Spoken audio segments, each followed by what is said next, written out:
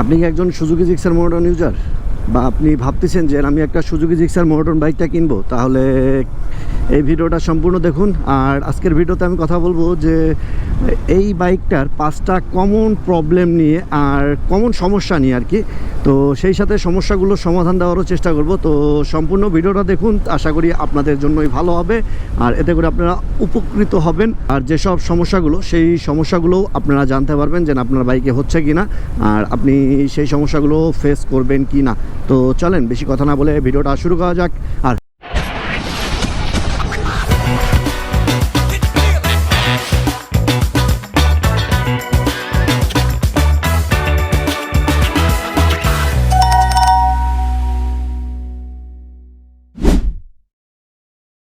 আজকের ভিডিওটাতে আমি আরও সমস্যা বেশিও বলতে পারতাম, মানে সুজুকি জিক্সার মোনোটন বাইকের সমস্যার অভাব নেই ভাই।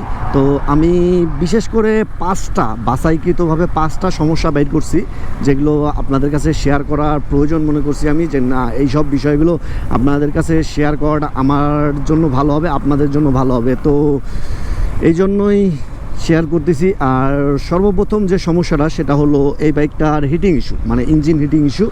এই প্রবলেমটা কম বেশি সবাই সম্মুখীন হয়, যে অনেকেই বলে, সবাই কম বেশি যারা মোনোটন ইউজার তারা আপনার কম বেশি সবাই বলে যে এই সুজুকি জিক্সার মোনোটন বাইকটার ইঞ্জিনের হিটিং ইস্যু আছে, আর হিটিং ইস্যুটা একটু তুলনামূলক বেশি হয়ে থাকে। তো সুজুকি জিক্সার মোনোটন বাইকটা যেহেতু একটা কার্বোরেটর বাইক আর আপনার এয়ারকুল একটা বাইক, তো ইঞ্জিনটা একটু হিট হবে, এটাই স্বাভাবিক। এটা আপনার ব্যতিক্রম না যে হিটিং ইস্যু হচ্ছে, কোনো মারাত্মক সমস্যা তা না। এটা হিটিং ইস্যু আসবে, যেহেতু এটা কার্বোরেটর আর আপনার এয়ারকুল একটা ইঞ্জিন, তো হবেই আপনার স্বাভাবিক। কিন্তু এর সমাধানটা কি? হ্যাঁ, আপনি যদি লং রাইডে বের হন, তাহলে আপনার চেষ্টা করবেন যে 70 থেকে 80 কিলোমিটারের ভিতরেই এই বাইকটা রেস দেওয়ার, মানে 70 থেকে 80 কিলোমিটার রাইড করার পরে এই বাইকটা একবার হলেও রেস দেওয়ার চিন্তা ভাবনা করবেন। 20 মিনিটের জন্য হলেও রেস দিবেন, এতে করে হিটিং ইস্যুটা আসবে না।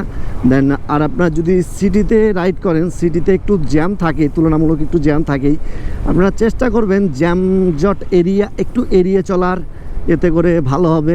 হ্যাঁ, জ্যাম জটে থাকলে আপনার হিটিং ইস্যুটা আসবেই, এটাও স্বাভাবিক ব্যাপার।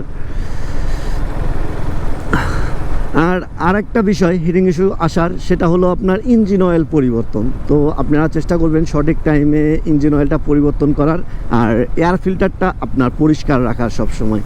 তো এই সব যদি জিনিসগুলো করেন, তাহলে হিটিং ইস্যুটা আসবে না। সমস্যা ও সমাধানও বলে দিলাম। দেন 2 নম্বর যে প্রবলেমটা, 2 নম্বর প্রবলেমটা আমিও এই জিনিসটার সম্মুখীন হয়েছি কিছুদিন পরই। আপনার এই বাইকটার চেন থেকে অদ্ভুত ধরনের একটা শব্দ আসতো। প্রথম অবস্থায় এই জিনিসটা বুঝতাম না, আমি এখন বুঝি। প্রথম অবস্থার কথা বলতেছি। প্রথম অবস্থায় অদ্ভুত ধরনের একটা শব্দ আসতো, খটখট খটখট চকচক চকচক এরকম শব্দ আসতো, একদম খারাপ লাগতো শব্দটা। জানেন কি বলবো, আপনারা যদি পান তাহলে জানেনই যে এই বাইকটা শব্দটা কেমন বিরক্তকর। তো দেন তারপরে এই জিনিসটার সমাধানটা কি? সমাধানটা হলো এই বাইকটার আপনার যখন চেনটা শুকায় যাবে, তখন এই শব্দটা আসে। চেনটা একটু টাইট হয়ে গেলে এই শব্দটা হয়। তো আপনারা চেষ্টা করবেন যেন 1 সপ্তাহ বা 2 সপ্তাহ পর পর আপনার বাইকের চেনটা পরিষ্কার করে আপনার লুব্রিকেশন করে নেওয়া, বা আপনার মোবিল দিয়ে নেওয়া, এই জিনিসটা করবেন। মোবিল দিলে একটু ময়লাটা বেশি হয়, তো বেটার হয় আপনার লুব্রিকেশন করে নেবেন। এক ধরনের স্প্রে পাওয়া যায়, ওই স্প্রে দিয়ে চেনটা পরিষ্কার করে নেবেন, তাহলে বেটার। আর তাহলে আর এই সমস্যাটা হবে না, মানে চেন থেকে যে অদ্ভুত ধরনের শব্দ আসতো, সেই শব্দটা আর আসবে না। দেন 3 নম্বর যে পয়েন্টটা, 3 নম্বর পয়েন্টটা হলো এই বাইকটার পিছনের ব্রেক প্যাডটা একটু মনে হয় কেন জানি বেশি হার্ড। স্টক অবস্থায় যেটা থাকে সেটা একটু মনে হয় যে বেশি হার্ড থাকে। তো আমি এটা শিকার হয়েছিলাম যে প্রথম অবস্থায় দেখতাম যে এই বাইকটার ব্রেকটা কেন জানি একটু বেশি হার্ড। আর আপনার ব্রেকটা ধরলে, পিছনের ব্রেকটা ধরলে চিক চিক চিক চিক এরকম একদম শব্দ করে, মনে হয় আপনার বালু দিয়ে বালুর সাথে ঘর্ষণ খাচ্ছে, এরকম অবস্থা হয়ে যায়। কিন্তু হ্যাঁ, এটা আপনার স্টক অবস্থায় যে ব্রেক প্যাডটা থাকে, এই ব্রেক প্যাডটা একটু তুলনামূলক হার্ড থাকে। তো ব্রেকটা আপনার চেষ্টা করবেন যেন পরবর্তীতে চেঞ্জ করার সময় চেষ্টা করবেন যেন একটা ভালো মানের ব্রেক প্যাড লাগানোর, তাহলে আপনার বাইকের পিছনের ব্রেকটাও ভালো হবে, আর এই শব্দগুলো বা নয়েজগুলো আসবে না, আর হার্ডটাও মনে হবে না। দেন 4 নাম্বার পয়েন্টটা হলো এই বাইকটার আপনার ব্যাটারি। এই বাইকটাতে যে স্টক অবস্থায় ব্যাটারিটা দেওয়া থাকে সেটা আপনার বেশি দিন টেকে না ভাই। আমি নিজে প্রমাণ, নিজে শিকার হয়েছি এই জিনিসটার। আমি যখন ব্যাটারিটা নষ্ট হয়েছে তখন আমার বাইকে কোনো হাই পাওয়ারের কোনো কিছু ছিল না, হর্ন হাই পাওয়ারের ছিল না, দেন আপনার ফগ লাইট লাগানো ছিল না, কোনো এলইডি লাইট টাইট লাগানো ছিল না তখন।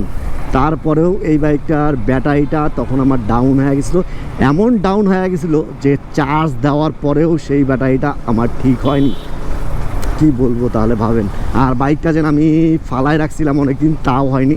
তাও না, চলতি হঠাৎ করে একদিন কেন জানি স্টার্ট নিচ্ছে না। দেন তারপরে ভাবলাম যে হয়তো বা কোনো একটা প্রবলেম হয়েছে, তখন তো বুঝতাম না, হামরি সব কিছু বুঝতাম না। দেন 2-3 দিন গেল, তারপরেও দেখি এই অবস্থা। তারপরে মেকানিক দেখাইলাম, বললো ব্যাটারি প্রবলেম। ব্যাটারিটা চার্জ দিল, দেন তারপরে উদ্ধার করতে পারলাম না ব্যাটারিটা আমি। তো এই ব্যাটারির প্রবলেমটা কারা কারা ফেস করছেন কমেন্টে জানাই দিবেন।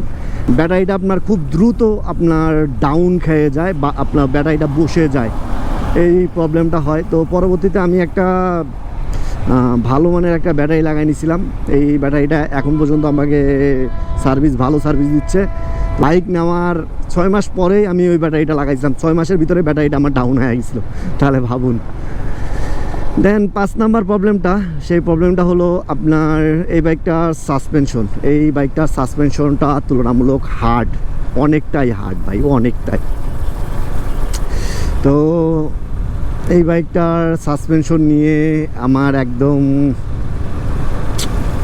কি বলবো, সাসপেনশনটা একদম খারাপ। মনে করেন যদি আপনি একটু ভাঙ্গাচোরা রাস্তায় যান, তাহলে এই সাসপেনশনটা যে আপনাকে একটু সাপোর্ট দিবে তা দেয় না ভাই, আপনার সাথে একদম বেইমানি করে ফেলা এই সাসপেনশনটা। তো আপনার শোরুমে বলছিল যে যখন সার্ভিস মাস্ট আর কি ফ্রি সার্ভিসগুলো দিতাম, তখন বলছিলাম যে ভাই এই বাইকটা সাসপেনশন তো একদম হার্ড, অবস্থা খারাপ হয়ে যায়। কয় ভাই আপনি চালাইতে থাকেন, দেন আস্তে আস্তে ঠিক হবে। তো এই পর্যন্ত চালাই দিছি, একটু ইজি হয়েছে, একটু আপনার সাসপেনশনটা ফ্রি হয়েছে এখন। বাট তারপরেও যে আহামরি ফ্রি হয়েছে তা না। হয়তো বা এই বাইকটার একদম শেষ টাইমে যখন এই বাইকটা একদম শেষ করে ফেলবো আমি, তখন হয়তো বা এই বাইকটা সাসপেনশনটা ফ্রি হবে আমি যেটা মনে করি। কেন বললাম এই কথাটা? আরে ভাই এতদিন হয়ে গেল, 2 বছর প্লাস হয়ে গেল ওই বাইকটা রাইড করতেছি, তারপরে যদি সাসপেনশনটা এখনও ইজি না হয়, ফ্রি না হয়, তাহলে তো খারাপ লাগবে একটু।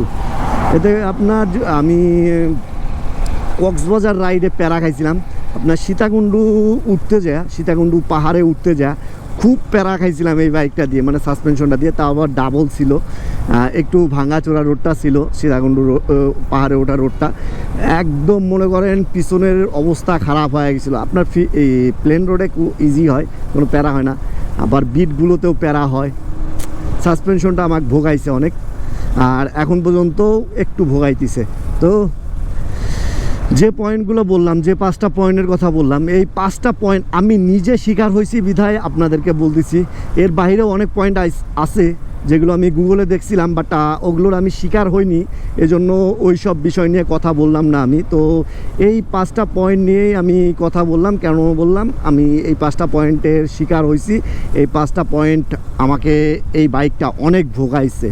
তো এই জন্যই এই 5টা সমস্যা নিয়ে কথা বললাম আমি।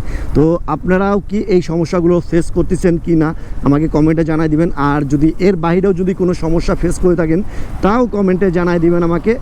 আর ভিডিওটা যদি ভালো লেগে থাকে তাহলে অবশ্যই ভিডিওতে লাইক, কমেন্ট, শেয়ার করে পাশে থাকবেন।